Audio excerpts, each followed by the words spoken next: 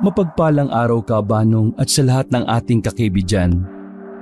Tawagin niyo na lamang ako sa pangalang Nestor. Ang kwentong ito ay ang apo ko ang nag-ayos at nagsulat para maipasa ko ang aking karanasan. Noong kalakasan ko pa, isa akong matinik at kinatatakutang albularyo sa probinsya ng Capiz. Marami ang lumalapit sa akin para magpagamot. Pero isa lang ang siyang nagpapahirap sa akin palagi. Yun ay ang mga nilalang na aswang. Maraming aswang sa Capiz. Alam naman ng lahat yan, lalo na ng mga taong doon talaga nakatira. May iba namang nagsasabi na doon na daw sila lumaki, ngunit hindi pa rin sila nakakakita ng aswang hanggang ngayon. Ang masasabi ko lang sa kanila, dapat ay ipagpasalamat nila na hindi pa sila nakakakita ng aswang.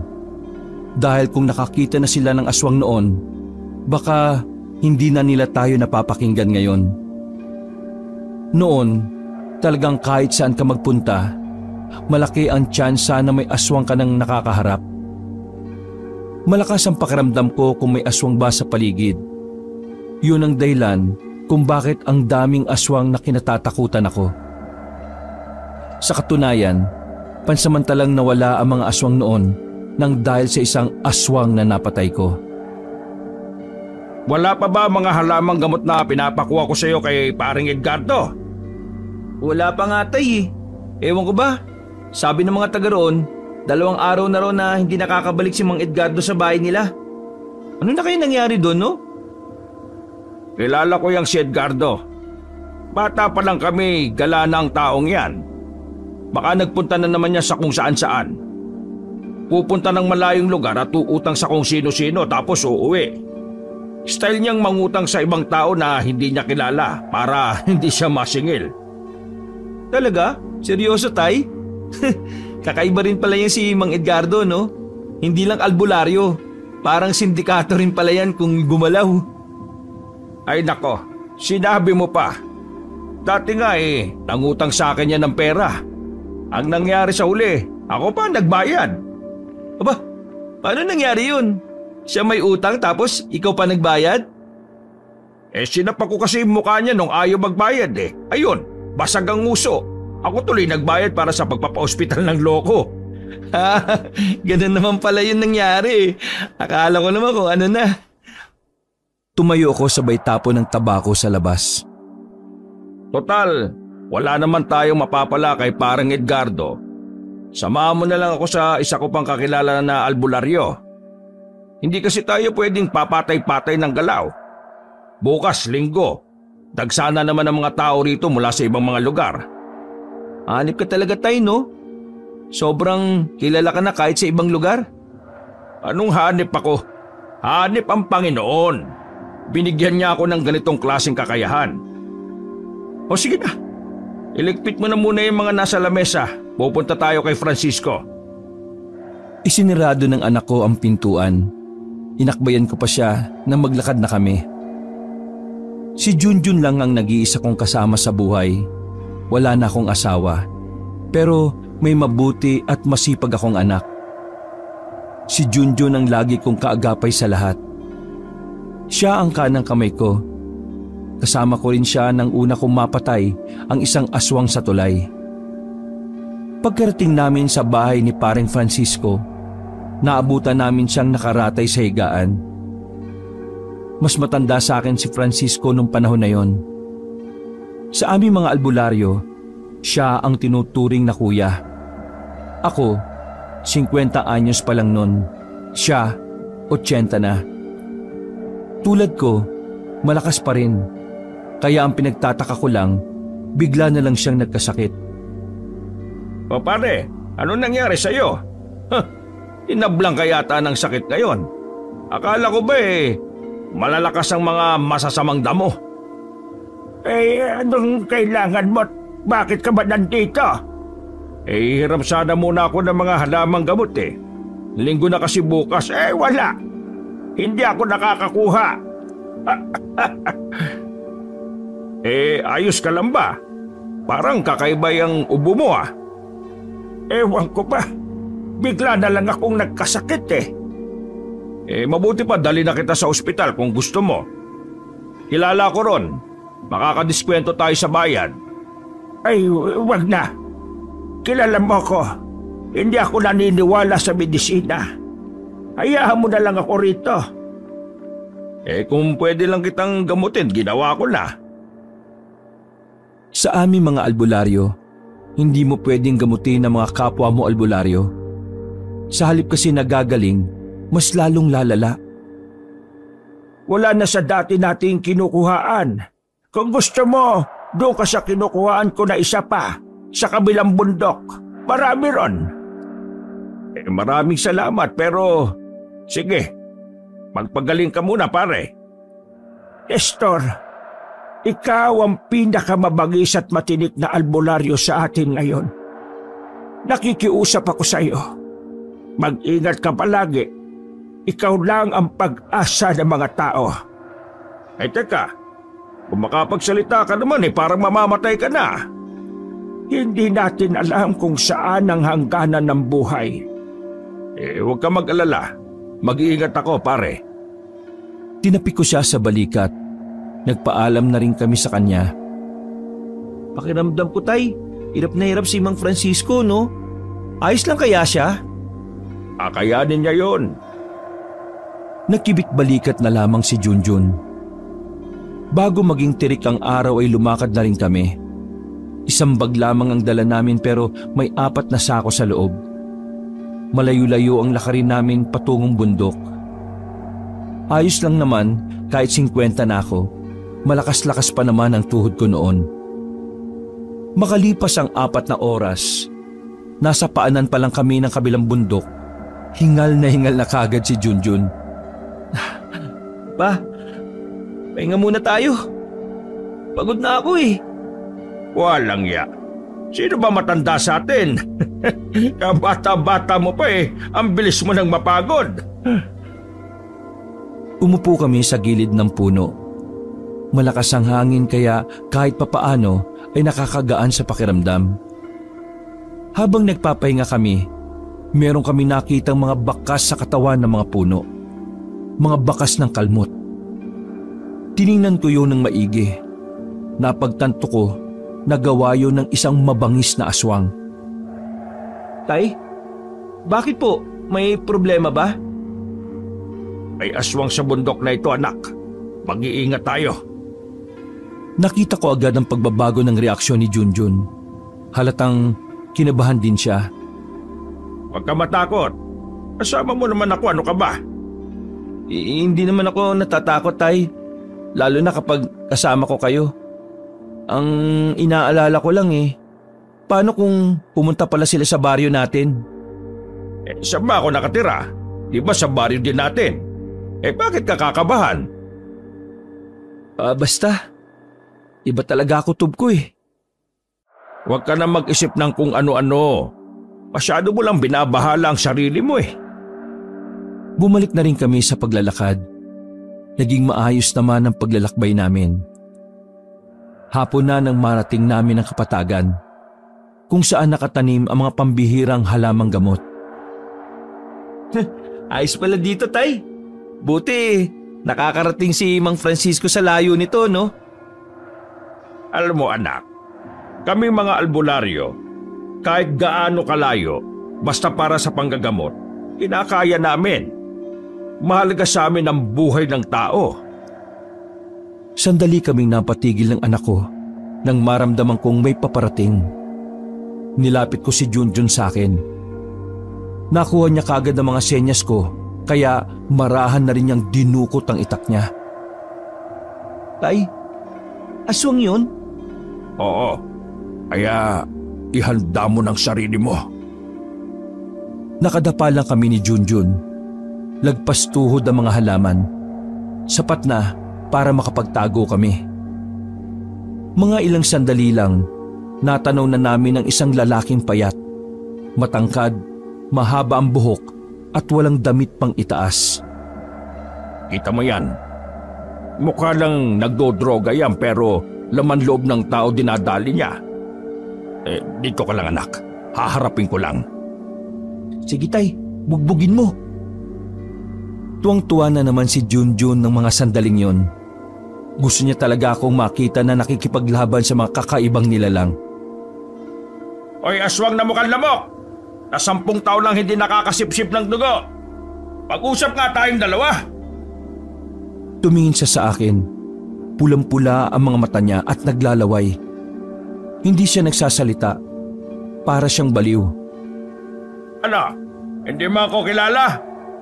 Ako lang naman ang nag-iisang albularyo na iniiwasan ng lahat ng kauri mo. Wala pa ring tugon ng aswang sa akin. Kaya naman inilabas ko na rin ang pangmalakasan. Nang nakita niya yon, ay saka siya nagkaroon ng reaksyon. Bigla na lang niya akong tinakbo at nasa aktong lulundagan na ako nang ihagupit ko sa kanyang itako. Tinamaan siya sa bandang liig kaya agad naman siyang bumulagta. Mangisay-ngisay siya sa damuhan. Ang galing mo talaga, Tay! Anong magaling? Kailangan na nating umalis dito. Kahit magaling ako, hindi ko sila kakayanin kung sabay-sabay silang aatake. Kaya tara na! Wala kaming sinayang na oras ng anak ko. Dali-dali kaming umalis sa kabundukan na yon. 7:00 na ng gabi na makauwi kami sa bahay. Pagkalapag ko pa lang ng halamang gamot sa lamesa, isang balita na kaagad ang natanggap namin mula sa kapitbahay. Mang Nestor! Si Mang Francisco po! Sa hindi ko malamang dahilan, bigla na lamang akong kinabahan, Kabanong. Huminga ako ng malalim at saka nagmadaling tinungo ang bahay ni Paring Francisco. Naroon ang ibang kapitbahay. Lahat ng mukha nila ay may bakas ng awa. Padaan! Padaan! Sandali! Nakita ko ang kapwa ko albularyo na nakahiga pa rin sa papag. Dilat ang mga mata. Pero nang hawakan ko ang palapulsuhan, ay wala na itong pulso. Tay, ano po? Wala na. Wala na si Paring Francisco. May lumabas na itim na insekto sa bibig ni Francisco. Lumipad yon palabas ng bintana. Sa bagay pa lang na yon, alam ko nang hindi pangkaraniwan ang pagkamatay niya. May nangyari na hindi ko alam. Aling Maribet, total kayo ang nakakakilala sa mga anak niya. Makikisuyo lang sa kanila para ipaalam ang nangyari sa tatay nila. Tumango sa akin si Aling Maribet. Lumabas na rin kami ni Junjun doon. Malalim na paghinga na lamang ang nagawa ko. Siguradong maraming tao ang malulungkot sa pagkawala ni Francisco. Bukod kasi sa akin, kilala rin siya sa baryo. Tay, iisa ba tayo nang iniisip? Hindi siya namatay sa sakit. Pinatay siya ng aswang. Sinasabi ko na nga be. Mga aswang lang naman ang nakikita kong gumawa nito. Gumaganti na sila sa pagpatay ko sa kasamahan nila noon. Anong balak niya, Tay? Ano pa ba? Di hahanapin ko silang lahat.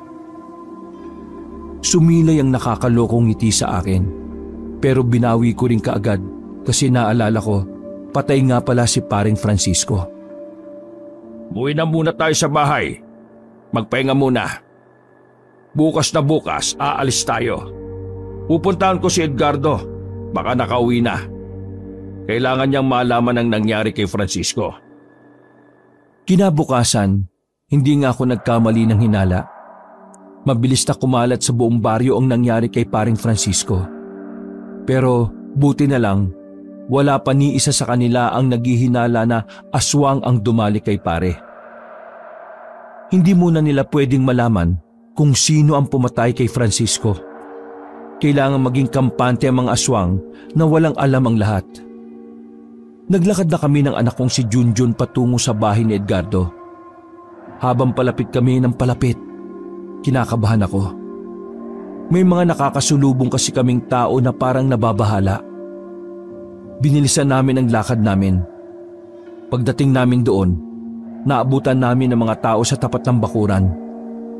Ganun na ganun ang eksena sa bakuran ni Francisco. Hindi ko tuloy maiwasan noon na mabahala. Pero mas lalo akong nababahala nang marinig ko na isa sa mga tsismosa, may lumabas daw na itim na insekto na lumipad mula sa bibig ni Edgardo. Tabi! Tabibig kayo! Hinawi ko sila at pumasok ako sa bahay. Wala na rin pulso si Edgardo. Napalunok na lamang ako ng laway sa sunod-sunod na pagkamatay ng mga kumpare kong albularyo. Sigurado na ako noon na mga aswang ang tumoda sa kanila. Lintik na mga aswang yan Iniisa-isa ang mga albularyo Ilang sandali lang ay nagdatingan na rin ang mga kamag-anak ni Edgardo. Napatabi na lang kami sa gilid. Iyakan sila ng iyakan. Habang nangyayari yon, isang kahina-hinalang lalaki ang nakita at napansin ko sa labas ng bakuran. Nakipagsiksikan ako sa mga tao at hinanap ko ang lalaki. Nakita ko siya na naglalakad na palayo. Hindi ko na siya hinabol pa. Alam ko naman na isa siyang aswang. Hindi naman ako natakot. Sa katunayan, mas nasasabik pa ako. Dahil sa wakas, maghahanap na naman ako ng mga aswang na papatayin. Tay, bakit? Aswang ang isang yon. Bakit hindi natin nabulin? Hayaan mo. Wala rin naman siyang balak lumaban Nagmamadali kaming umuwi sa bahay. Nilabas ko ang mga gamit ko mula pa sa baul. Matagal ko nang hindi nagagamit ang mga yon. Napapangiti na lang ako. Hindi ko inakala na darating ulit ang oras na kailangan kong iparamdam sa kanila kung gaano ko kabangis. Ewan ko lang kung hindi umiyak kayong mga siraulong aswang na yan. Katana? Saan galing yan, Tay? Galing ito kay Mr. Hamura Akuragi. Sino yun? Isang hapon na nakausap ko dati nung nagpunta ako sa Maynila. Ang katana na ito ay ginagamit niya na pamatay ng mga kakaibang nilalang sa bansa nila. Mukhang maangas din yan Pero bakit nasa iyo yan, Tay? Tigok na si Mr. Hamura Akuragi. Babaero kasi. 3 babae pinagsabay-sabay, di uminom pa ng yung pampalaki ng are. Laban tawag doon? Bisagra. Tay, hindi bisagra. Ikaw naman bisagra sa pintuan yun Basta. Natigok ang hapon na yon dahil sa sobrang sarap. Hinatake sa puso, ayun. Nakita niya na si Lord. Natawa pa ang anak ko. Napaka-inosente ng utak dahil 25 anyos na.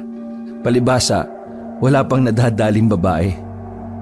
Puro na lang larawan ni Sunshine Cruz ang tinitingnan. Kung nabubuntis nga lang ang banyo namin, baka sobrang daming anak na ni Junjun kakaano niya. Sinarado ko na ang baul ko. Napadako ang tingin namin nang biglang may kumalabog sa labas. Nakita na lang namin ni Junjun ang kaibigan niyang si Bonito na nakasubsob na sa lupa. Pambira ka naman. Kasi bakit ka ba nagmamadali? Kahit kailan talaga, hari ng sablay ito Diyos ko talaga tong batang to. Nagmamadaling bumangon si Bonito. Lumapit siya sa amin nang may ngiti. Mang Nestor, Junjun, may nakwentong nani ko tungkol sa aswang. Di po ba maghahanap kayo ng aswang mamayang gabi? Tumingin ako ng masama kay Junjun. Pasensya ka na, Tay. Nadulas ang dila ko Nasabi ko tuloy kay Bonito. Ay nako, wala na akong magagawa.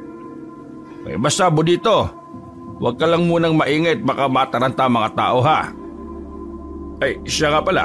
Ano pala yung kwento na sinasabi mo? Sabi ni Mama, parang may katrabaho daw siyang aswang Ting uwian daw kasi nila sa gabi. Bigla-bigla na lang daw nawawala.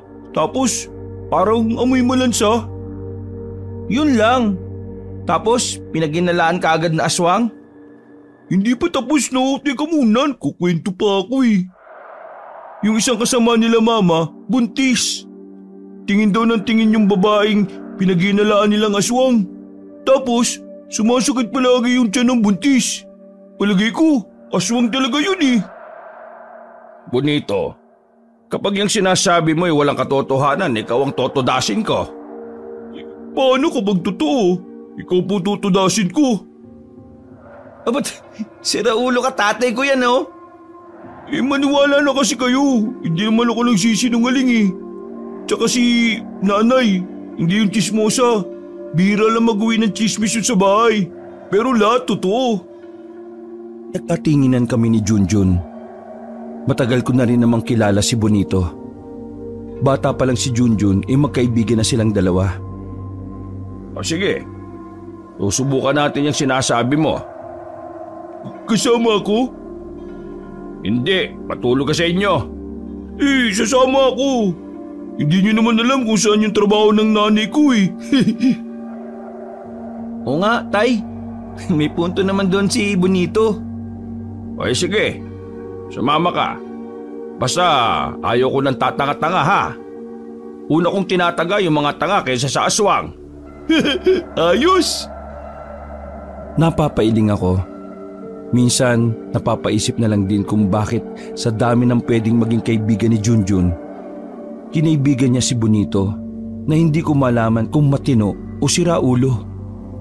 Pagdating ng gabi, hinanda na rin namin ni Junjun ang mga gamit namin.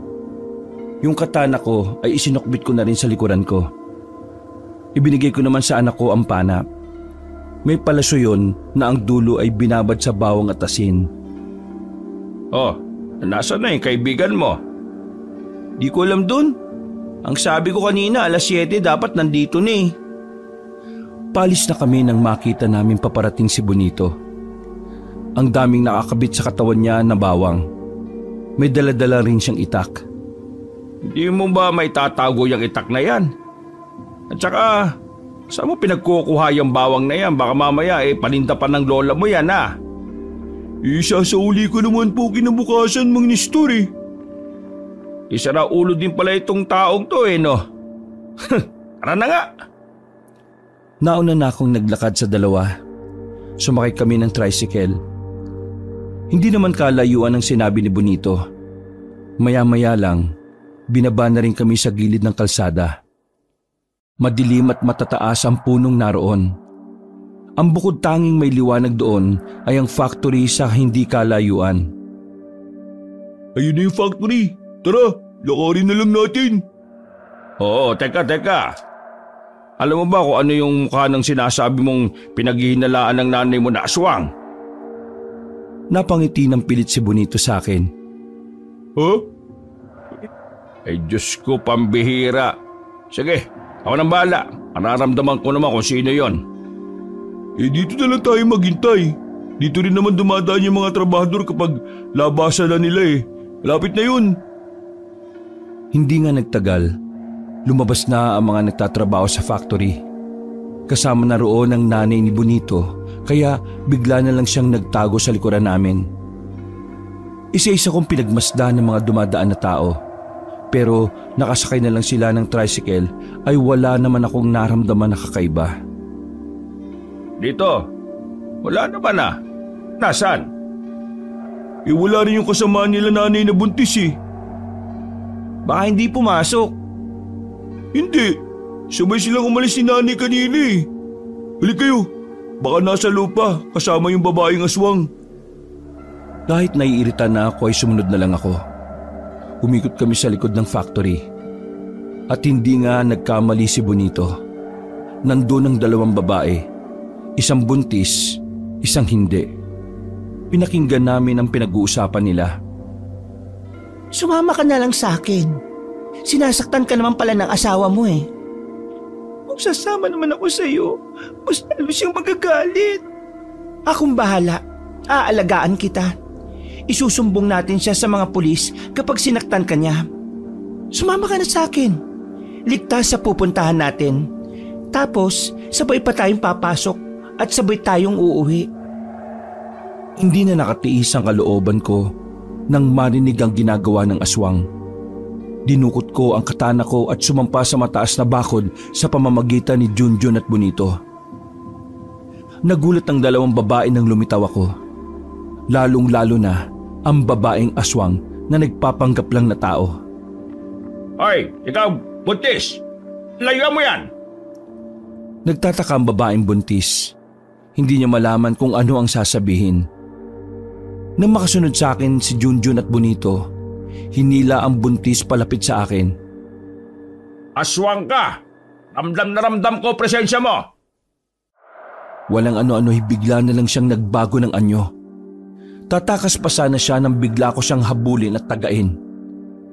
Natamaan ko siya sa hita. Tumumba ang babaeng aswang. Nilapitan ko siya at tinutukan sa leeg. Hindi kita papatayin kung sasabihin mo kung saan nagkukuta mga kauri mo. Tumawa lang ng tumawa ang babaeng aswang. Naubos agad ang pasensya ko kaya hinagupit ko siya sa leeg. Gumulong ang ulo niya at napatakip na lamang ng mga mata ang buntis. Ikaw, umuwi ka sa magulang mo kung sinasaktan ka ng asawa mo. Hindi yung sasama ka na lang sa kung sino-sino. Takot na naglakad paalis ang babae. Agad din naman kaming sumampa sa pader dahil baka maabutan kami ng mga gwardya. Maalas, hindi kinanta kung nasan yung mga kasama niya. Paano po kakanta? Pinatay niyo kaagad eh. Ayoko nang tinatawanan ako eh. Isa pa, ramdam ko na wala siyang balak na ilaglag yung mga kasama niya. Huwag ko lang talaga silang makitang lahat dahil uubusin ko sila. Napadukot na lang ako ng tabako sabay sindi. Buhay ka na sa inyo, Bonito. Tapos na papel mo rito. Maghanap pa kami ng ibang aswang. Sasama pa. Huwag ka nang makulit. Uwi na. Tinutok ko sa kanya ang katana na hawak ko. Parang kulang na lang ay iihi siya sa salawal. Uy, Tay! Kalma! Hindi yan aswang, no? Sige na. Umuwi ka na. Baka mapahama ka pa rito. Parang batang takot na naglakad paalis si Bonito. Kailangan ba talagang ganunin si Bonito, Tay? Kailangan. Para hindi na siya magpumilit. Kasi sa mga susunod na sandali, nagkaroon ako ng kutob na mas mapanganib ang mararanasan natin, Junjun. Kaya, handa ka na ba? Handang-handa na ako, Tay. Basta kasama kita. Tumango lang ako kay Junjun. Inakbayan ko siya at nilisan na namin ang factory na yon. Nakabalik kami sa baryo namin. Pero pinasok na namin ng anak ko ang kagubatan. Madilim ang nadadaanan namin. Wala kaming ginamit na pampaliwanag. Para kung sakaling may aswang, hindi agad nila naalaman na may tao. Dumaan kami sa ilog. Malakas ang agos kaya todo ingat kami ni Junjun. Nang makatawid na kami sa kabila, ay pinayuko ko siya kaagad. Naramdaman ko kasi na may ibang presensya ang naroon. Pagtingin namin sa kabilang banda ng ilog, may mga babaeng naliligo. Hindi sila tinatangay ng agos dahil sa mga nakaharang na bato. Nagtago kami kaagad sa gilid. Tay, ang sisexy. Manahimik ka. Yan ka na naman sa kamanyakan mo eh. Mga aswang yan. Ha? Ay sayang. E di, patayin na natin. Wag muna. Hintayin natin silang matapos. Susundan natin sila kung saan sila uuwi. Tsaka ko na mas marami pang aswang ang naroon. Ayos. Makakanood muna ako ng mga sexy. Tumigil ka. Gagawin kong iniho yung pututoy na ari mo. Nandito tayo para pumatay ng aswang, no? Hindi para pagnasaan yung mga yan. Pasensya na, Tay.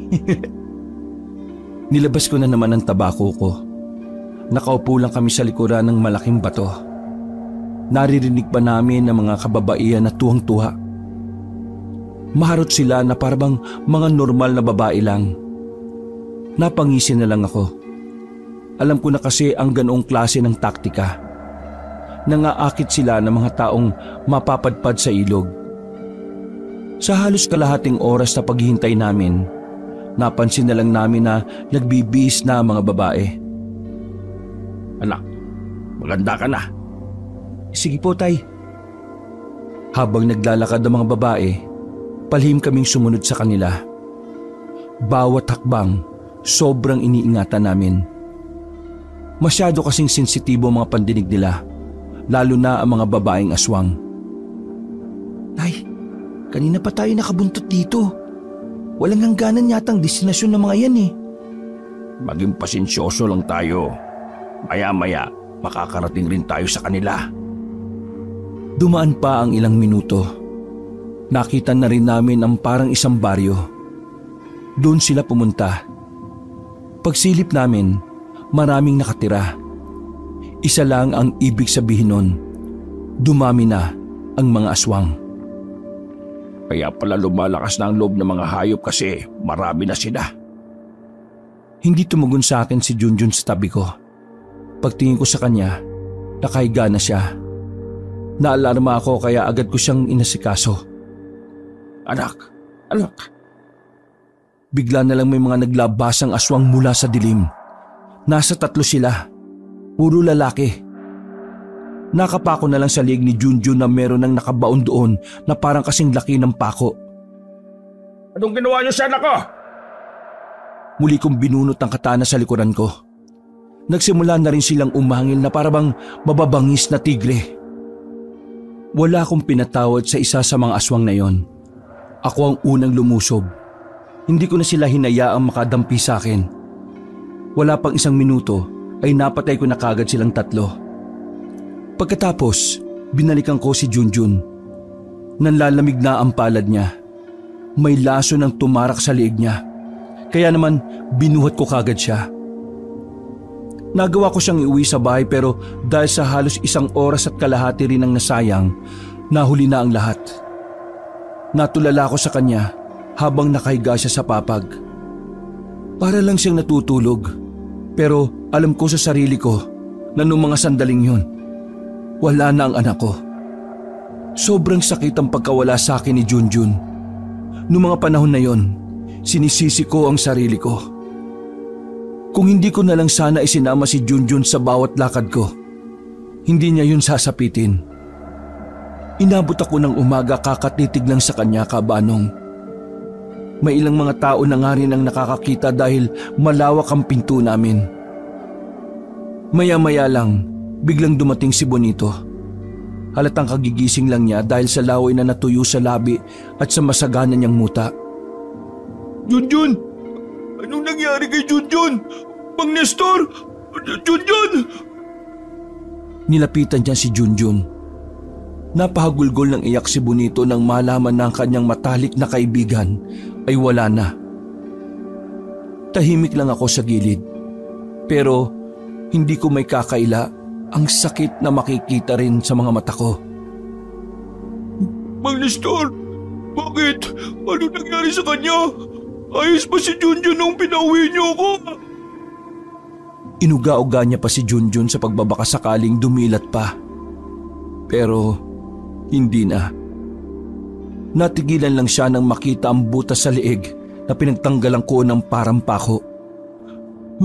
Mang Nestor, sabi mo nga sa akin, aswang ba ang dahilan kung bakit ganito sinapit ng kaibigan ko? Hindi na ako nagsalita at tinanguan ko na lang siya. Nakita ko ang nabuong galit kay Bonito dahil sa mga nakasarado niyang kamao. Huwag ka mag-alala, Junjun. Ipag-iiganti kita. Pangako yan.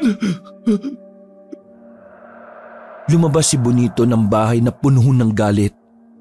Saka lamang ako napahagulgol ng mga sandaling yon. Anak, pawarin mo ako. Di kita naprotektahan. Patawad kong napakawalang kwenta kong ama.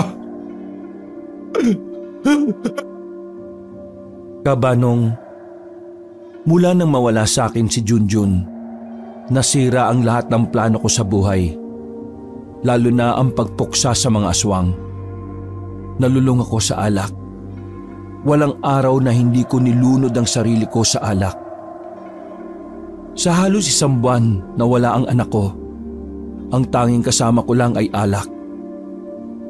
Una, si paring Francisco. Pangalawa, si paring Edgardo. Sino ang susunod? Wala na. Wala na kasing nagmamahal sa akin eh. Dadamputin ko pa sana ang isang bote ng alak nang biglang may umagaw nun. Pagtingin ko ay si Bonito na naman pala. Ano ba problema mo? Agaw ka ng agaw ng alak. Wala ka bang pambili, ha? Tama na po yan.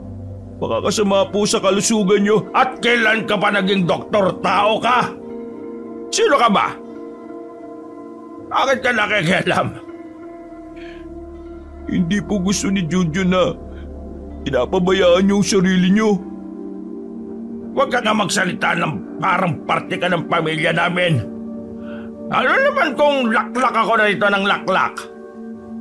Anak ba kita? Huwag mo nga akong pakialaman. Pwede ba? Huwag ka nga makasariling matanda ka. Napangangako nung marinig ko yun. Pakiramdam ko ay binastos niya ako kaya ako nagalit. Sinaulo ka pala eh. Anong karapatan mo? Hindi lang naman ikaw ang nawalan ah. Ako rin. Nawalan din ako ng isang kaibigan. Pero ako, lumalaban. Ikaw sumusuko. Napakamakasarili mo. Sa halip na gumawa ka ng paraan para mabigyan ng hustisya ang kamatayan ni Junjun, ganyan ka, naglalasing, nagpapaawa sa sarili. Huwag ka magsalita na parang pareho tayo ng nararamdaman. Kaibigan ka lang. Ako, ama. Mas masakit sa akin ang pagkawala niya. Hindi naman ito tungkol kung sino ang mas nahihirapan o nasasaktan eh. Tungkol ito sa kung paano natin ibabangon ang mga sarili natin para sa kanya. Tingin mo ba may mangyayari kung ganyan ka lang? Tingin mo ba tutuwa si Junjun kapag nalaman niya na ganyan ka? Marami ng tao na biktima ng mga aswang sa loob ng isang buwan lang. Marami na nagsisialisa na residente dahil sa takot. Tapos ikaw, walang pakialam sa paligid. Nasaan ang pinakamabangis at maangas na albularyo ng kapis? Wala na! Ano? Ganyan ka na lang babang, Nestor? Natameme ako sa lahat ng mga sinabi niya. Hindi ko alam pero dahil doon, para akong natauhan kabanong. Naramdaman ko na lang na tumutulo na naman ang luha ko. Pastor, may usap po. Bumalik na kayo sa dati. Kailangan kayo ng baryo.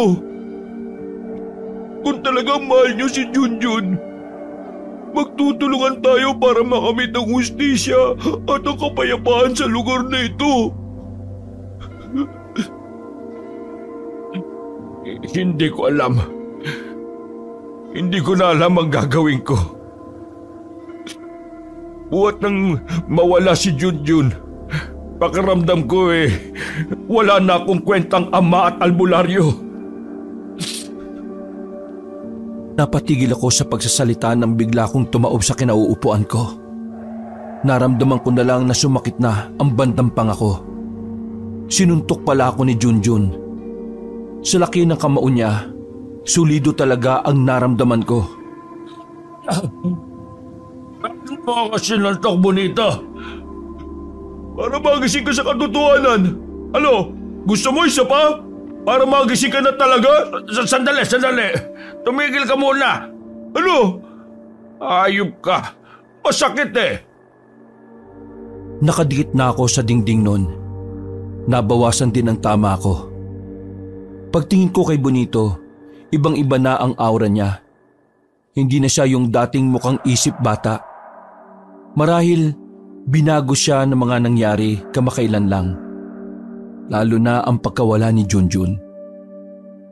Mahabang katahimikan ang naghari noon ng mga sandaling yun. Pero muli yung binasag ni Bonito ang katahimikan. Mang Nestor, tandaan mo, mas makukonsensya ka kapag may kaya kang gawin pero mas pinili mong walang gawin. Iniwan ako ni Bonito sa magulo naming bahay. Natulala na lang ako. Dahil sa kakaiyak, hindi ko na namalaya na nakatulog na pala ako. Nagising na lang ako sa mga sigawan na naririnig ko sa labas. Pagsilip ko sa bintana, may bitbit na bangkay ang mga residente. Narinig ko sa mga kamag-anakan na nag-iiyakan, winakwak daw ng aswang ang lalaking yon. Kahit mahilo-hilo pa, lumabas ako sa bahay. Sinundan ko ang mga tao at dinala yon sa isang bahay. Puro iyakan lang ang natirinig ko. Hindi ko na namalayan na nasa likuran ko na pala si Bonito. Sa loob ng isang buwan, parang naging normal na lang na may inuuwing ganyan dito kada gabi o kada araw. Nakikita mo ba ang mga kabahayan na yon, Mang Nestor? Wala nang nakatira dyan. Umalis sila rito dahil sa panganib na baka sila na ang mabiktima. Mang Nestor, para tayong nasa gera na walang general. Tinatanggap na lang ng sistema na mamatayan dahil walang direksyon ang buhay ng lahat. Sabihin mo, ganito na ba ang epekto ng mawala ako? Opo, Mang Nestor. Kaya kung hindi ka magtitino, araw-araw at gabi-gabi mong makikita at maririnig ang mga ganyan. Kakayanin mo bang mabuhay sa lugar na unti-unti nang namamatay? Nagsarado ang kamao ko, Kabanong. Nagsimula kong manghinayang sa mga araw na sinayang ko. Dahil kay Bonito, muling bumukas ang isipan ko. Kasalanan ko ang lahat ng ito. Hindi pwedeng ganito. Bonito, mula bukas, samahan mo ko. Ipaglalaban natin si Junjun at ang lahat ng taong nabiktima. Yan ang gusto ko sa inyo, Mang Nestor eh. Yan ang Mang Nestor na nakilala ko. Palaban! Ngayon, gusto ko makita uli ang maangas at mabagsik na albularyo ng Capiz. Nagmamadali akong bumalik sa bahay. Hinalungkot ko sa ilalim ng papag ang tinago kong katana. May bahid pa nang natuyong dugo yun mula sa mga aswang na pinagtatataga ko. Anak, pangako, magbabalik na ang dating Nestor. Isa pa, ayoko nang masuntok ng kaibigan mo. Ang sakit eh. Hanggang ngayon eh, ang sakit pa rin oh. Nasa likuran ko na si Bonito nang isukbit ko ulit sa likod ko ang katana. Handa na po ba kayo ulit, Mang Nestor? Kung handa na kayo, iisa-isay na natin sila. May alam ako mga bahay nila. Napag-aralan ko sa loob ng isang buwan kung nasan sila mga nakatira. May isang baryo ba sila? Hindi. Nagkawatak-watak sila. May ilang grupo kasi ng magsasaka na lumusob doon. Pero sa kasamaang palad, namatay din silang lahat. Kaya mula noon, nagsialisa ng mga aswang doon sa baryong yun. Pero huwag ka mag-alala, Mang Nestor. Gumawa ko ng paraan para malaman kung saan sila nakatira ngayon. Teka, marunong ka na bang makipaglaban sa mga aswang? Ang pagkawala ni Junjun ang nagtulak sa akin para mag-aral lumaban. Hindi pa ako magaling, pero kahit papano, alam kong may tutulong na ako. Narinig namin na may residente na nasa labas ang sumigaw-sigaw. Base sa lalaking yon, may aswang daw sa terminal ng tricycle. Oh, Mang Nestor, mukhang ito na yung tawag ng katungkulan. Humanda sa akin ang mga kutong lupa na yon. Pinuntahan namin ni Bonito ang terminal. Wala nang katao-tao doon pero nararamdaman kong may aswang sa paligid. Ang aswang! Basta maliligayang araw ninyo! Nang dahil sa sapak ng bakulaw na kasama ko, nagising ako sa katotohanan. Ngayon, humanda kayo! Lumakas sa mga kaluskos sa paligid. Sinyalis yun na naghahanda na rin sila sa pag-atake. Mang Nestor, dito lang ako sa gilid. Kaya mo naman yan eh. Tumama ka pa. Wala ka naman palang gagawin. Sisiw lang sa inyo yan eh. Isang aswang na babae na ang gumapang palapit sa akin. Tinusok ko ng katana ang kamay ng babae at saka sinipa ko sa muka. Ampas lupa! Hiniwa ko siya ng katana ko sa balikat. Tinaga ko na rin sa tagiliran. Walang kahirap-hirap na bumulagta ang babae. Maya-maya, isa pang aswang na lalaki naman ang nanggaling sa ibabaw ng tricycle. Nakapitan niya ako sa likod. Muntikan na niya ako makagat. Buti na lang ay mabilis kong nasingit sa tagiliran ko ang dulo ng katana. Tinamaan ng aswang sa tiyan kaya nabitiwan niya ako. Amoy sukang paumbong ang hininga mo, lintik ka! Tinaga ko ang aswang na yon sa braso. Sinunod ko naman ang hita. Nang bumagsak na siya sa sahig, tinuluyan ko na siya sa leeg. Dahil sa ginawa ko, nagkaroon ng pagdadalawang isip ang ibang aswang na sana'y aatake rin. Pakisabi sa iba niyo mga kasama, buhay na ulit ang mabangis na albularyo! Sabay-sabay na umalis sa mga aswang na parabang mga pusang natataranta. Mang Nestor, wala pa rin kayong kupas ah. Ang galing niyo pa rin. Bonito, bukas ng gabi, dalhin mo ako sa sinasabi mong binabahayan ng mga aswang. Tumango lang si Bonito. Matapos ang labanang yon, sandali kaming pumunta sa pinaglibingan ni Junjun. Kaunting lakad lang din naman ang sementeryo mula sa baryo. Umupo ko sa puntod ni Junjun. Hinaplos ko ang pangalan niya. Sa loob ng 1 buwan, yun ang unang pagkakataon na hindi ako umiyak. Sa halip, may saya akong nararamdaman. Anak, pasensya ka na kung tagalan ng pagbabalik ko ha. Pero huwag ka mag-alala. Ipagpapatuloy ko yung nasimulan natin. Junjun, Tol, sinapa ko nga pala yung tatay mo ah. Sakit ng panga niya Pakiramdam ko na iba yung forma ng pangakunak eh. Wisit talaga tong kaibigan mo. Ngayon matino na ulit ang tatay mo. Pabibigyan na rin namin ng hustisya ang kamatayan mo, Tol. Hintay ka lang dyan ha. Anak, pangako, hindi masasayang lahat ng pinaghirapan natin. Maibabalik natin ang kapayapaan sa baryong ito. Pangako ko yan sa iyo. Humangin ng malakas at parabang nakikiramay din sa amin ang panahon. Bigla na lang kasing umulan ng malakas. Bago pa may makaamoy na impakto sa amin sa sementeryo, umalis na rin kami doon. O paano? Dito na ako. Umuwi ka na muna. Mang Nestor? Oh, bakit? Pwede bang sa inyo na ako tumira? Ha? Bakit? Ayaw mo ba sa inyo? Ayaw mo rin ba sa akin? Di naman sa ganon. Nagtataka lang ako. Bakit? May nangyari ba? Inalayas na ako sa amin nung nakaraan pa. Mula nang maging interesado ako sa mga aswang. Pinapili ako ni nanay at tatay eh. Pinili ko kung saan ako sasaya. At yun ay ang makamit ang hustisya para kay Junjun. Hindi mo naman kailangan talikuran ng pamilya mo, Bonito. Pero yun ang gusto nilang mangyari eh. Ang mawala ako sa pamilya namin. Matagal na nila akong pinapalis kasi wala daw akong silbi. Kaya heto, gusto ko na lang makatulong sa nakakarami. O hindi tara, sa bahay ka na.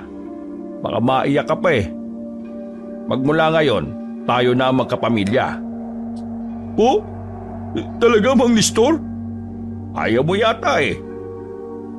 Kahit na papaano ay naging magaan ang pakiramdam ko nung oras na yon. Pakiramdam ko, kasama ko pa rin ang anak ko. Sa mga nakalipas na araw, mas naging maganda ang pagsasama namin ni Bonito. Lalo na nang isa-isa na naming natutuntun ang bahay ng mga aswang. Marami-rami na rin akong napaslang na aswang. Wala akong pinapatawad. Wala akong pinipiling edad.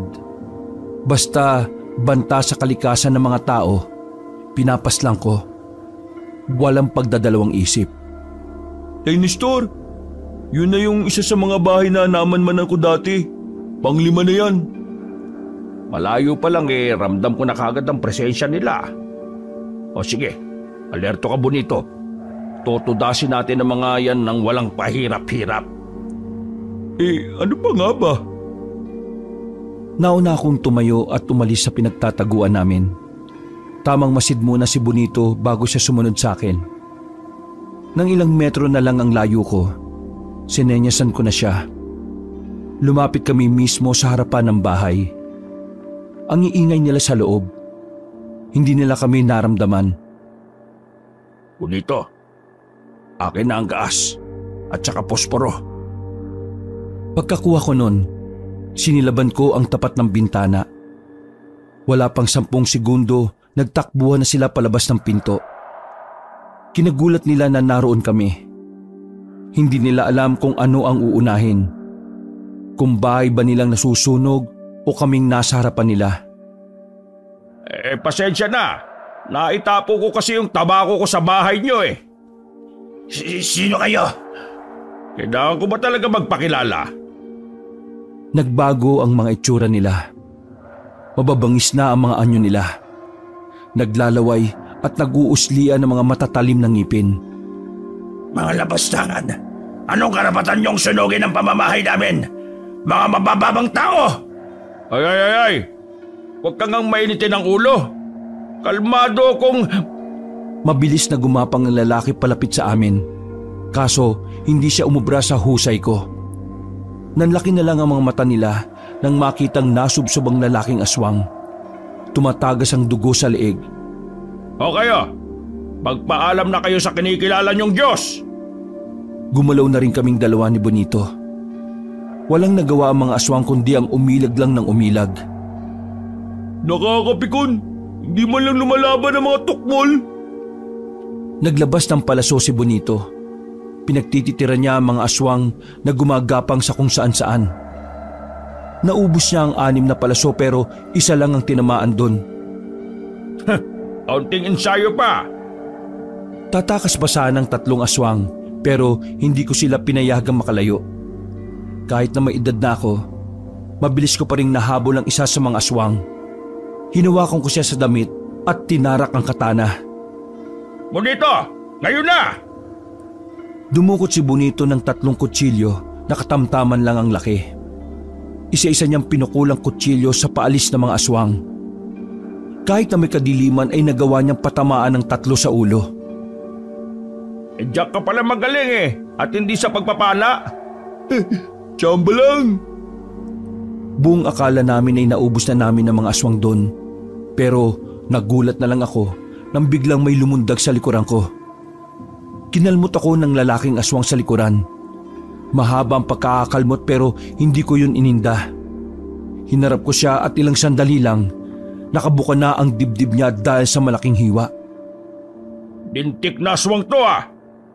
Nestor, masakit po ba? Ay hindi! Sobrang sarap ng kalmot eh! Sa sobrang sarap eh, gustong-gusto ko nang mapaungol eh! Siyempre masakit no! Mahapti! Dumudugo na nga eh! Tinanggal ni Bonito ang damit ko. Kinuha niya ang langis ng ranas.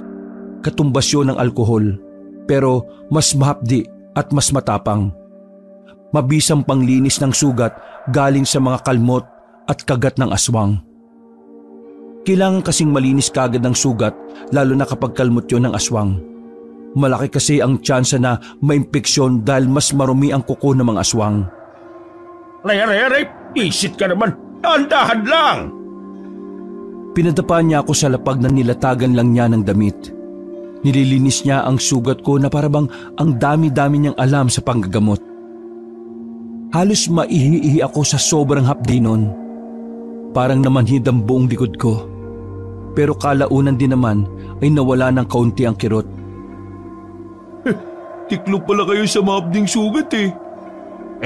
Huwag kang maingay. Baka may makarinig na aswang dito. Kapag nalaman nilang may sugat na malala ang isang manunugis o albularyo, sasamantahin nila yon. Gusto mo bang mamatay ako? Depende. Ay, biro lang. Mabuti pa, tumayo ka na. Umuwi na muna tayo. Tinulungan niya ako makabangon. Napatingin na lang ako sa mga aswang na nakabulagta. Sayang. Kung nabubuhay sana si Junjun, siguradong tuwang-tuwa yun na makita itong mga nakahandusay na aswang. Dalawa sana kaming alalay mo. Inakay na ako ni Bonito.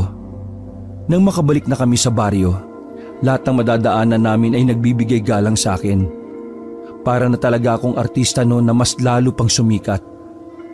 Mula kasi nang tugisin ko ang mga aswang, nanumbalik na rin ang moral ng mga residente. Hindi na sila gaanong natatakot sa tuwing lalabas sila ng bahay dahil alam nila na naroroon ako na poprotekta sa kanila. Hanggang sa makapasok na kami sa bahay ay may mga nagbabanggit pa rin ang pangalan ko. Tay Nestor, isang bahay na lang ang alam kong natitira na tinitira ng mga aswang. Sa palagay ko, kakaunti na lang din ng mga aswang na nandun eh. Huwag tayo magpakampante. Alam mo, yung mga nahuhuli, yun talaga yung nagdadala ng problema minsan sa laban eh. O sige na, bukas na lang natin isipin yun. Magpahinga na muna kayo, Tay Nestor. Kasi inaantok na rin ako eh. Sige na, mauna ka na. Hindi ako makakatulog nito sa hapdi ng sugat ko eh. Nauna nang makaidlip si Bonito. Ako naman ay nakatagilid lang at malalim ang iniisip. Naudlot ang pagmumuni-muni ko nang biglang marinig ko ang tinig ni Junjun sa labas. Tinatawag niya ako. Nung una ay nakala kong nananaginip ako. Sinampal-sampal ko na muna ang mukha ko pero totoo pala ang naririnig ko. Marahan akong tumayo kahit na nahihirapan. Ay! Buksan mo itong pinto! Buhay ako! May kakaibang saya ang naramdaman ko noon. Kahit na alam kong malabo, umasa pa rin ako na sana nga ay si Junjun yun. Papunta na ako sa pintuan nang matauhan ako. Pasimple kong kinuha sa ilalim ng papag ang katana. Dinikit ko ang pisngi ko sa pintuan at nagsalita. Huwag mong gayahin ang boses ng anak ko. Tinarak ko ang katana sa pinto. Tumagos yun sa labas at nasaksak ko kung sino man ang naroon. Umagos ang dugo sa katawan ng katana. Hindi ko pa rin yun hinuhugot. Kung nanahimik ka lang sana di sana hindi ka namatay ngayon. Sumilip ako sa bintana. Nakita ko sa labas ang isang lalaki na nakadikit ang katawan sa pintuan namin. Hinayaan ko lang yung kahit naririnig ko ang paghihingalo niya. Bumalik ako sa higaan na parang wala lang nangyari. Hindi ko na namalayan na nakatulog na pala ako. Kinabukasan ng 6:00, nabulabog ako dahil sa malakas na sigaw ni Bonito. Nakabangon ako at sandali kong nakalimutan na may sugat ako sa likuran. Taknan tokwa, ano ba't bakit ka nagsisigaw dyan? Ano tong nasa pinto? Nagtatanong ka pa. Nakita mo ng katana, di ba? Pambira naman. May pinatay ka na naman ba kagabi nang wala akong kalamalam? Masarap na ang tulog mo eh. Kaya hindi na kita ginising. Yang napatay kong aswang na yan, may kakayahan siyang makapanggaya ng boses. Buti na lang hindi ako nauto.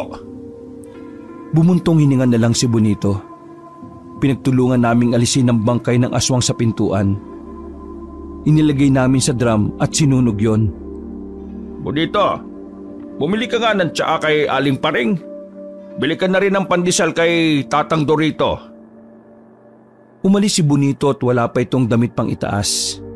Naiwan ako nakatulala sa drum na nagliliyab. 10 minuto lang ay nakabalik na si Bonito. Dala na niya ang mga pinabili ko. Tay Nestor, may nakausap akong Ali. Kilala ka niya, hinahanap ka niya eh. Ali? Anong sabi mo? Sabi ko wala ka. Naisip ko kasi na baka magpapagamot. Di ba wala ka sa wisyo manggamot ngayon? Typical na customer lang. Pero weirdo eh. Parang kilalang kilala ka niya. Ano bang itsura? Parang kasing tanda mo rin. Puti na rin konti yung buhok. Tapos ang sabi niya, matagal na raw kayong hindi nagkikita. Napaayos ako ng upo. Hindi ba aswang yan? Mukha namang hindi. Wala akong maamoy sa kanya bukod sa mapangisi. Tingin ko, kilala mo yun. Ay nako, baka nagpapanggap lang na customer pero isa pala sa mga inutangan ko. Natawa na lang si Bonito sa akin. Pero ang totoo, may kakaiba akong nararamdaman. Lumipas sa maghapon at naghanda na rin kaming dalawa ni Bonito. Yun na ang huli naming lakad para puksain ang mga natitirang aswang. O Bonito, ito na ang huli. Pagkatapos nito gusto ko ayusin mo ulit ang sarili mo, ha? Ayusin? Magtrabaho ka para sa sarili mo. Huwag mo masyadong ikulong ang sarili mo sa ganitong gawain. Kailangan mo ring magkapamilya. Sumang-ayon naman si Bonito sa sinabi ko. Nakita ko ang biglang pagbabago ng reaksyon niya. Kita sa mukha niya ang lungkot dahil sa ginawang pagtakwil sa kanya ng kanyang pamilya. Bago kami umalis ng bahay, dumaan muna kami saglit sa puntod ni Junjun. Nagtaka kami dahil merong bagong bulaklak na nakalagay doon. Napasuyod tuloy kami ng tingin. Wala naman kasing ibang pwedeng maglagay ng bulaklak doon kundi kami lang ni Bonito. Tay Nestor, sariwa pa yung bulaklak oh. Ibig sabihin kalalagay lang nito. May isa pang tao na nagmamahal kay Junjun. Pero wala akong ideya kung sino yon. Hindi kaya may kasintahan si Junjun pero hindi lang natin alam? Kilala ko si Junjun. Lahat ng natitipuan niya sinasabi niya sa akin. Hindi siya naglilihim pagdating sa mga ganong bagay, no? Hindi mo rin masasabi, Tay Nestor. Alam mo naman na may pagkamanak yung anak niyong yun eh. Ay nako, kung sino man siya, sana tulad natin matanggap na rin niya ang pagkawala ni Junjun. Ay teka, mukhang kailangan na nating umalis. Kakagat ng dilim oh. Lumakad na rin kaming dalawa ni Bonito. Malayo-layo ang lalakbayin namin sa gabing yon dahil sa kabilang bundok pa ang huling bahay na pupuntahan namin. Yung bundok na pupuntahan natin, yun yung bundok na sana'y aakitin namin ni Junjun noon. Pero hindi kami tumuloy noon dahil naramdaman kong maraming aswang dun eh. Ngayon, malaki pa rin ang tsansa na bukod dun sa huling bahay, may mga aswang pa rin gumagala sa bundok na yon. Kung ganun kailangan pala nating mas mag-ingat. Mismo. Teka, pairam nga ng posporo. Binigay niya sa akin ng posporo at sinindihan ko naman ang tabako ko. Wala pa kami sa paanan ng bundok ay may mga nagpaparamdam ng aswang. Binagala namin ang lakad namin. Makailang beses kaming tumingala. Nakita namin ang isang taong may malapad na pakpak. Pabalik-balik lang siya sa ere. Para bang alam niya na rin na naroon kami noong mga oras na yon. Kakaibang aswang to ah. Hindi to gaya ng mga aswang na nakakalaban natin. Teka, paano kakaiba? Sabi ni paring Francisco dati, may mga aswang na galing Guimaras na nagpunta rito. Ang mga aswang na yun hindi pa tukoy ang uri. Yan, parang tik-tik lang naman yun ah. Tik-tik nga, pero hindi natin alam kung ano pa yung isa niyang uri. Malalaman natin kapag nakaharap na natin siya. Oh, umalis na oh. Lumipad na palayo ang aswang. Tumayo na rin kami ni Bonito at sinundan namin kung saan siya pupunta. Kaso wala pang ilang minuto na wala na siya sa paningin namin. Kinutuban na ako kaya hindi na namin ipinagpatuloy ang pagsunod. Nanatili lang muna kami sa kinalalagyan namin. Bonito, hilag! Hinawi ko si Bonito nang makita naming nasa likod umatake ang aswang na may pakpak. Walang iya, ang bilis niyang makarating dito ah. Ano, ayos ka lang ba? Oo, ayos lang po ako. Huwag niyo ako intindihin. Pesting aswang yan ah. Pinulat ako. Humanda sa akin ngayon yan. Dinukot ko na kagad ang katana sa likuran ko at winasiwas. Lumabas ka dyan! Para kang walang bayag ah. At tago-tago ka pa. Kung tunay na mabangis ka, may lumaba ka ng patas. Maya-maya lamang ay mabilis na pumunta sa likuran ko. Hinawakan ako sa damit at binalibag ako sa mga makakapal na ugat ng puno. Duwag! Buwisit! Iniinis ka lang yata, Nestor. Kaya kumalma ka lang. Kailangan nating umalis dito. Lugi tayo sa dilim Umanap tayo ng walang masyadong puno para sa liwanag ng buwan. Mabilis kaming tumakbo paalis. Ramdam ko na humahabol pa rin sa amin ang aswang noon. Nang makarating na kami sa sakahan, doon na ako ginanahan. Dito! Tingnan natin kulit mo rito! Maigpit ang hawak ko sa katana. Nakita na lang namin siyang palapit sa amin habang pumapagaspas ang pakpak. Ako na munang bahala rito, Tay Nestor! Pinagtititira ni Bonito ng pana ang aswang. Pero sa lahat ng aswang na nakalaban namin, yun lang yata ang may utak. Ang galing niyang umilag. Hindi makatama si Bonito. Medyo malayo sa akin si Bonito dahil atras siya ng atras.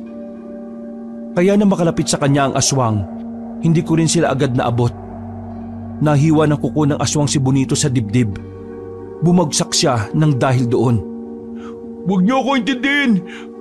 Yung aswang lang! Dala ko naman ang ranas eh! Ay, mahina ka pala eh. Tumayo ako tinarap ang aswang. Ako ang haharap sa'yo. Malambot pa yung kasama ko. Kasing lambot ng tutoy ng sanggol. Bumaba ang aswang sa lupa. Mas matangkad siya sa akin at di hamak na mas malaki ang katawan. Yan! Yan ang gusto ko, pumapalag. Tumakbo ko palapit sa kanya. Paghataw ko ng katana, nahawakan niya ang kamay ko. Nagawa niyang salagin nang walang kahirap-hirap ang kamay ko. Hanggang sa parang dinudurog na niya ang kamao ko. Kaya naman naisipan ko ng gumamit ng pandaraya. Dinukot ko sa bulsa ko ang pinigiang sibuyas na nalagay sa plastik. Pinisit ko sa mukha niya yon kaya niya ako nabitiwan. Ba't ka umiiyak? Paggewang-gewang siya sa sobrang sakit ng mata niya. Nang hatawin ko siya ulit, ay bigla siyang umangat sa ere. Tingnan natin kung makalipad ka pa. Tumukot ako ng 2 punyal sa tagiliran. Pinukol ko yun patungo sa magkabilang pakpak ng aswang. Bumagsak siya ulit sa lupa. Sinamantala ko na ang pagkakataon para muling umatake. Malakas kong tinarak ang katana sa dibdib niya. Akala ko mamamatay na siya dahil tumagos pa ang katana hanggang sa likod niya. Pero tumayo lang siya ulit at tinawakan ako sa balikat. Kahit hindi siya makakita na maayos, nagawa niyang pisilin ang balikat ko. At yung kabila naman niyang kamay ay dinakma ang katana. Tako, kung minamalas ka nga naman oh. Ibinuka ng aswang ng malapad ang bibig niya. Maging ako nagulat din kasi parang kakasya doon ang ulo ko. Sasakmali na sana niya ako nang biglang may ginawa si Bonito. Biglang napatras na naman ang aswang.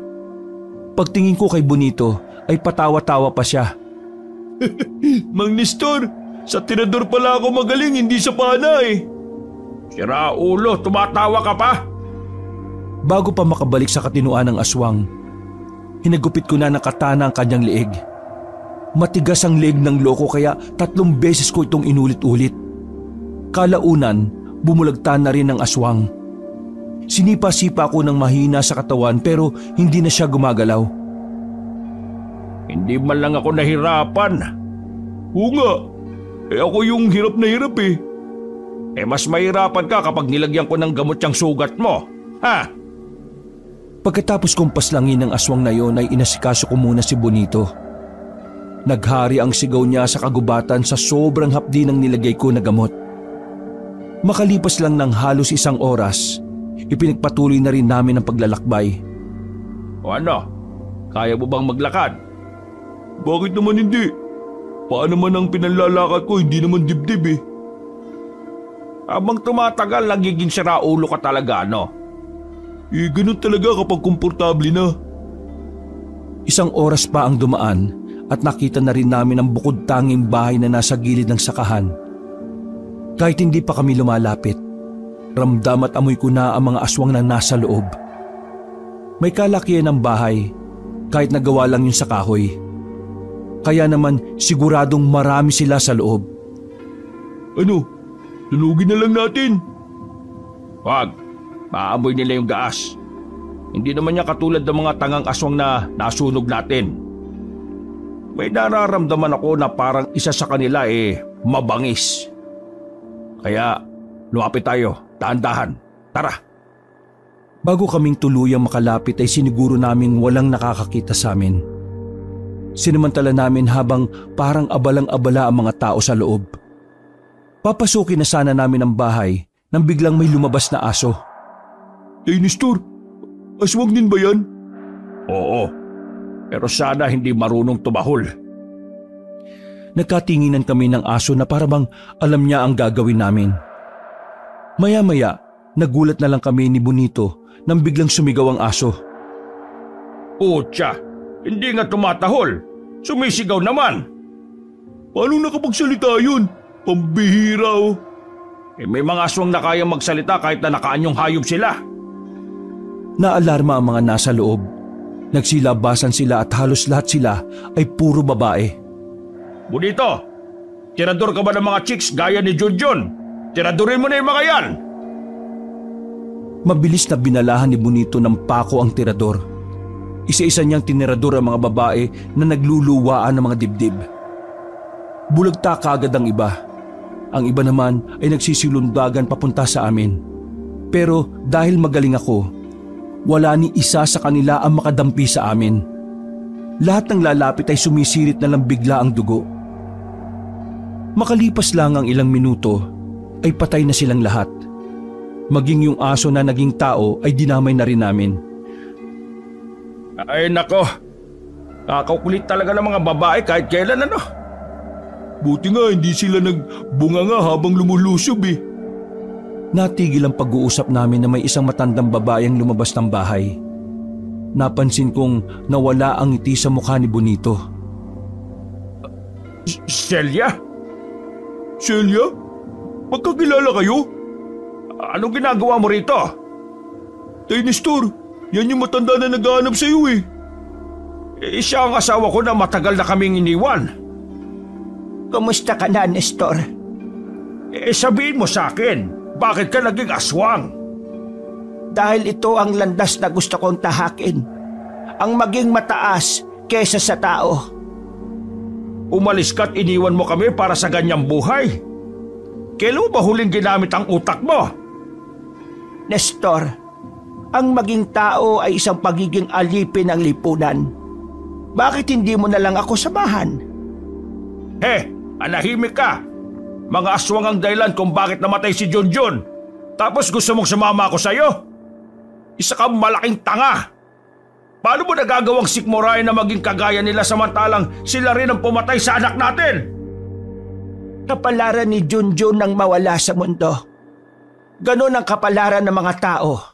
Ang maging mababa kesa sa mga aswang. Ikaw, Nestor, ang dahilan kung bakit siya nawala. Hindi ang mga aswang. Kaya masasabi kong tama lang na maaga siyang nawala. Kesa naman gamitin mo siya laban sa akin balang araw. Napakawalang hiya mo talaga, Celia. Walang konsensya. Napakasama mo. Pagbabayaran mo ang pag-iwan mo para dyan sa gusto mo. Papatunayan ko sa iyo na kamatayan ang dulo ng kapalaran na tinahak mo. Nasa akto nga atake na ako nang may pahabol pa siyang sinabi. Mahal pa rin kita. Natigilan ako nang marinig ko yun. Mahal pa rin kita, Nestor. Marahil nakalimutan ko na ang maging mabuti. Pero ang pagmamahal ko sa iyo ay nandito pa rin. Ngayong nakita na kita, ay nagkaroon ako ng bagong pag-asa na mabuhay ulit. Tay Nestor, huwag kang makinig dyan. Tandaan mo, mas magaling manloko ang mga babae lalo na kung hindi naman maganda. Manahimik ka! Sino ka ba para lasunin ang puso't isip ng asawa ko? Nestor, halika. Magsama tayong dalawa. Alam kong matagal ng pangarap ni Junjun na makumpleto tayo. Dahan-dahan akong lumapit sa kanya at ibinaba ko ang aking katana. Uy, Tay Nestor! Gumising ka! Nililinla ka niya! Diyos ko naman oh! Ang dami nating inilaban tapos mailab ka lang ulit sa kulubot na yan! Hindi ko pinakinggan si Bonito.